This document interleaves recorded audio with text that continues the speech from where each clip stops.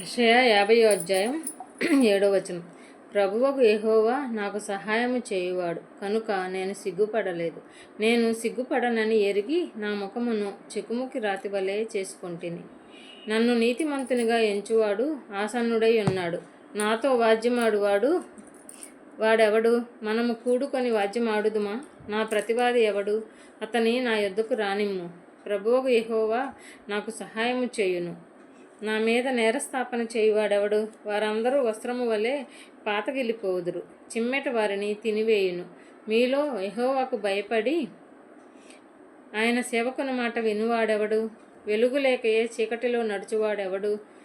యెహోవా నామమును ఆశ్రయించి తన దేవుని నమ్ముకొనవలెను. ఇదిగో, అగ్ని రాజబెట్టి అగ్ని కొరవులను మీ చుట్టూ పెట్టుకొని వారలారా, మీ అగ్ని జ్వాలలో నడువుడి. రాజబెట్టి నా అగ్ని కొరవులలో నడువుడి. నా చేతి వలన ఇది మీకు కలుగుచున్నది. మీరు వేదన గలవారై పండుకొనిదరు. 51వ అధ్యాయము. నీతిని అనుసరించుచు యెహోవాను వెదుకుచూ నుండు వారలారా, నా మాట వినుడి. మీరు ఏ బండ నుండి చెక్కబడితిరో దాన్ని ఆలోచించుడి. మీరు ఏ గుంట నుండి తవ్వబడితిరో దాన్ని ఆలోచించుడి. మీ తండ్రి అయిన అబ్రహాము సంగతి ఆలోచించుడి. మిమ్మును కనిన శారాను ఆలోచించుడి. అతడు ఒంటరి అయి ఉండగా నేను అతని పిలిచి తిని, అతనిని ఆశీర్వదించి తిని, అతనిని పెక్కుమంది ఎగునట్లు చేసి తిని. యెహోవా సీయోనును ఆదరించుచున్నాడు. దాని పాడైన స్థలములన్నిటినీ ఆదరించి దాని అరణ్య స్థలములను ఏదెను వలె చేయుచున్నాడు. దాని ఎడారి భూములు యెహోవా తోటవలె నగునట్లు చేయుచున్నాడు. ఆనంద సంతోషములను కృతజ్ఞతా స్తుతియు సంగీత గానమును దానిలో వినబడును. నా ప్రజలారా, నా మాట ఆలకించుడి. నా జనులారా, నాకు చెవియొగ్గి వినుడి. ఉపదేశము నా యొద్ద నుండి బయలుదేరును. జనములకు వెలుగుగా కలుగునట్లు నా విధిని నియమింతును. నేను ఏర్పరచు నా నీతి సమీపముగా ఉన్నది. నేను కలగజేయు రక్షణ బయలుదేరుతున్నది. నా బాహువులు జనములకు తీర్పు తీర్చును. ద్వీపవాసులు నా తట్టు చూచి నిరీక్షణ గలవారగుదురు. వారు నా బాహువును ఆశ్రయింతురు. ఆకాశము వైపు కన్నులెత్తుడి. కింద భూమిని చూడుడి. అంతరిక్షము పొగవలె అంతర్ధానమగును. భూమి వస్త్రము వలె పాతగిలిపోవును. అందరి నివాసులు అటువలే చనిపోవుదురు. నా రక్షణ నిత్యము ఉండును. నా నీతి కొట్టివేయబడదు. నీతి అనుసరించు వారలారా, నా మాట వినుడి. నా బోధను హృదయమందుంచుకొన్న జనులారా, ఆలకించుడి. మనుష్యులు పెట్టు నిందకు భయపడుకుడి. వారి దూషణ మాటలకు దిగులు పడకుడి. వస్త్రమును కొరికివేయునట్లు చిమ్మట వారిని కొరికివేయును. బొద్దీక గొర్రెబొచ్చును కొరికివేయునట్లు వారిని కొరికివేయును. అయితే నా నీతి నిత్యము నిలుచును. నా రక్షణ తరతరములు ఉండును. యెహోవా బాహువా, లెమ్ము లెమ్ము, బలము తొడుగు కొమ్ము. పూర్వపు కాలములోను పురాతన తరములలోనూ లేచినట్లు లెమ్ము. రాహబును తుత్తునీయులుగా నరికివేసిన వాడవు నీవే గదా. మకరమును పొడిచిన వాడవు నీవే గదా. అగాధ జలములు గల సముద్రమును ఇంకిపోజేసిన వాడవు నీవే గదా. విమోచింపబడిన వారు దాటిపోవునట్లు సముద్రాగాధ స్థలములను త్రోవ చేసిన వాడవు నీవే కదా. యెహోవా విమోచించిన వారు సంగీత నాదముతో సీయోనునకు తిరిగి వచ్చెదరు. నిత్య సంతోషము వారి తలల మీద ఉండును. వారు సంతోషానందము గలవారవుదురు. దుఃఖమును నిట్టూర్పును తొలగిపోవును. నేనే మేము నోదార్చువాడను. చనిపోవు నరునికి, తృణమాత్రుడగు నరునికి ఎందుకు భయపడుదువు? బాధపెట్టువాడు నాశనము చేయుటకు సిద్ధపడినప్పుడు వాని క్రోధమును బట్టి నిత్యము భయపడుచు ఆకాశములను వ్యాపింపచేసి భూమి పునాదులను వేసిన యెహోవాను, నీ సృష్టికర్త అయిన యెహోవాను మరచుదువా? బాధపెట్టు వాని క్రోధము ఏమాయెను? కృంగబడిన వాడు త్వరగా విడుదల పొందును. అతడు గోతిలోనికి పోడు, చనిపోడు. అతనికి ఆహారము తప్పదు. నేను నీ దేవుడనైన యెహోవాను. సముద్రము యొక్క కెరటములు ఘోషించున్నట్లు దాని రేపువాడను నేనే. సైన్యములకు అధిపతి యెహోవా అని ఆయనకు పేరు. నేను ఆకాశములను స్థాపించున్నట్లును భూమి పునాదులను వేయునట్లును నా జనము నీవే అని సీయోనుతో చెప్పినట్లును నీ నోట నా మాటలు ఉంచి నా చేతి నీడలో నిన్ను కప్పియున్నాను.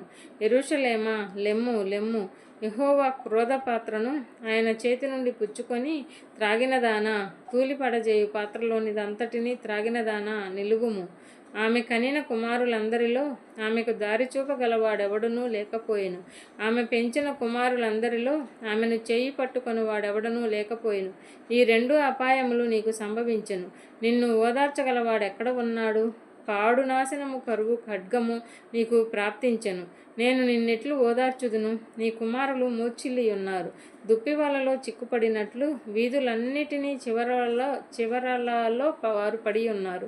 యెహోవా క్రోధముతోనూ నీ దేవుని గద్దింపుతోనూ వారు నిండి ఉన్నారు.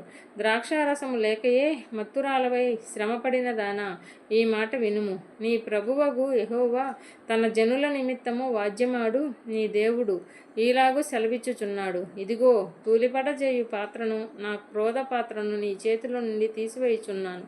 నీవికను దానిలోది త్రాగవు. నిన్ను బాధపరచు వారి చేతిలో దాన్ని పెట్టెదను. మేము దాటిపోవునట్లు క్రిందికి వంగి సాగిలపడుమని వారు నీతో చెప్పగా, నీవు నీ వీపును దాటు వారికి దారిగా చేసి నేలకు దానిని వంచితివి కదా. వారికే ఆ పాత్రను త్రాగనిచ్చేదను. 52వ అధ్యాయము. సీయోను, లెమ్ము లెమ్ము, నీ బలము ధరించుకొనుము. పరిశుద్ధ పట్టణమైన యెరూషలేమా, నీ సుందర వస్త్రములను ధరించుకొనుము. ఇక మీదట సున్నతి పొందని వాడొకడైనను అపవిత్రుడొకడైనను నీ లోపలికి రాడు. ధూళి దులుపుకొనుము. యెరూషలేమా, లేచి కూర్చుండుము. చెరపట్టబడిన సీయోను కుమారి, నీ మెడకట్లు విప్పివేసుకొనుము. యెహోవా ఈలాగూ సెలవిచ్చుచున్నాడు. మీరు ఊరకయే అమ్మబడి తిరి కదా, రూకలు ఇయ్యగయే మీరు విమోచింపబడెదరు. దేవుడైన యెహోవా అనుకొనుచున్నదేమనగా, తాత్కాల నివాసము చేయుటకై పూర్వకాలమున నా జనులు ఐగుప్తునకు పోయిరి, మరియు అష్షూరు నిర్నిమిత్తముగా వారిని బాధపరచెను. నా జనులు ఊరకయే కొనుపోబడి ఉన్నారు. వారిని బాధపరచువారు వారిని చూచి గర్జించుచున్నారు. ఇదే యెహోవా వాక్కు. దినమెల్లా నా నామము దూషింపబడుచున్నది. కావున ఇచ్చట నేనేమి చేయవలెను? ఇదే యెహోవా వాక్కు. నా జనులు నా నామము తెలుసుకొందురు. నేనున్నానని చెప్పువాడను నేనే అని వారు ఆ దినమున తెలుసుకొందురు. సువార్త ప్రకటించుచు, సమాధానము చాటించుచు, సువార్త ప్రకటించుచు, రక్షణ సమాచారము ప్రచురించు వాని పాదములు నీ దేవుడు ఏలుచున్నాడని సీయోనుతో చెప్పుచున్న వాని పాదములు పర్వతముల మీద ఎంతో సుందరములై ఉన్నవి. ఆలకించుము, నీ కావలి వారు పలుకుచున్నారు. కూడుకొని బిగ్గరగా పాడుచున్నారు. యెహోవా సీయోనును మరలా రప్పించగా వారు కనులారా చూచుచున్నారు. యెరూషలేమునందు పాడై ఉన్న స్థలములారా, ఉత్సహించి ఏకముగా సంగీతగానము చేయుడి. యెహోవా తన జనులను ఆదరించెను, యెరూషలేమును విమోచించెను. సమస్త జనముల కనుల ఎదుట యెహోవా తన పరిశుద్ధ బాహువును బయలుపరిచి ఉన్నాడు. భూదిగంత నివాసులందరూ మన దేవుని రక్షణ చూచెదరు. పోవుడి పోవుడి, అచ్చటి నుండి వెల్లుడి. అపవిత్రమైన దేనిని ముట్టకుడి, దాని యొద్ద నుండి తొలగిపోవుడి. యెహోవా సేవోపకరణములను మోయువారలారా, మిమ్మల్ని మీరు పవిత్రపరచుకొనుడి. మీరు త్వరపడి బయలుదేరరు, పారిపోవు రీతిగా వెళ్ళరు. యెహోవా మీ ముందర నడుచును. ఇజ్రాయేలు దేవుడు మీ సైన్యపు వెనుకటి భాగమును కావలి కాయును. ఆలకించుడి, నా సేవకుడు వివేకముగా ప్రవర్తించును. అతడు హెచ్చింపబడి ప్రసిద్ధుడై మహాగణుడుగా ఎంచబడును. నిన్ను చూచియే మనిషి రూపము కంటే అతని ముఖమును, నరరూపము కంటే అతని రూపమును చాలా వికారమని చాలామంది ఎలాగూ విస్మయమందురో, అలాగే అతడు అనేక జనములను చిలకరించును. రాజులు అతని చూచి నోరు మూసుకొనెదరు. తమకు తెలియజేయబడిన సంగతులు వారు చూచెదరు, తాము వినని దానిని గ్రహింతురు. 53వ అధ్యాయము. మేము తెలియజేసిన సమాచారము ఎవడు నమ్మెను? యెహోవా బాహువు ఎవనికి బయలుపరచబడెను? లేత మొక్కవలెను, ఎండిన భూమిలో మొలచిన మొక్కవలెను అతడు ఆయన ఎదుట పెరిగెను. అతనికి సురూపమైనను సొగసైనను లేదు. మనం అతని చూచి అపేక్షించినట్లుగా అతని యందు స్వరూపము లేదు.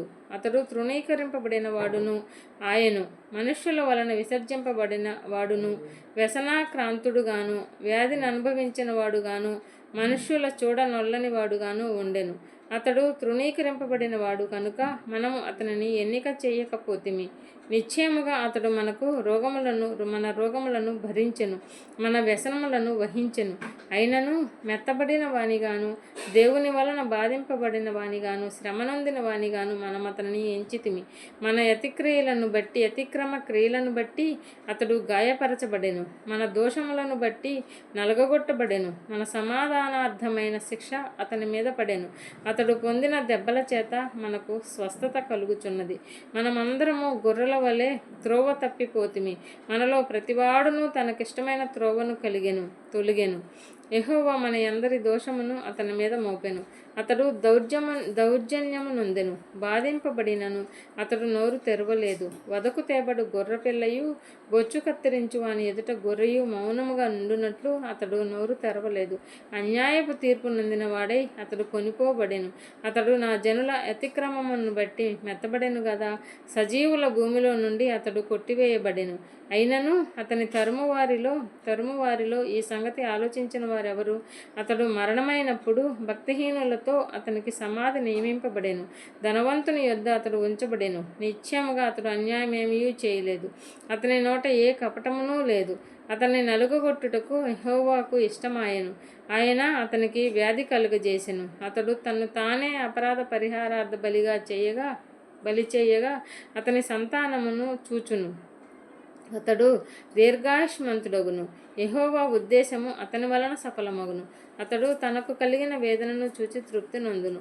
నీతిమంతుడైన నా సేవకుడు జనుల దోషములను భరించి నాకున్న అనుభవ జ్ఞానము చేత అనేకులను నిర్దోషులుగా చేయును.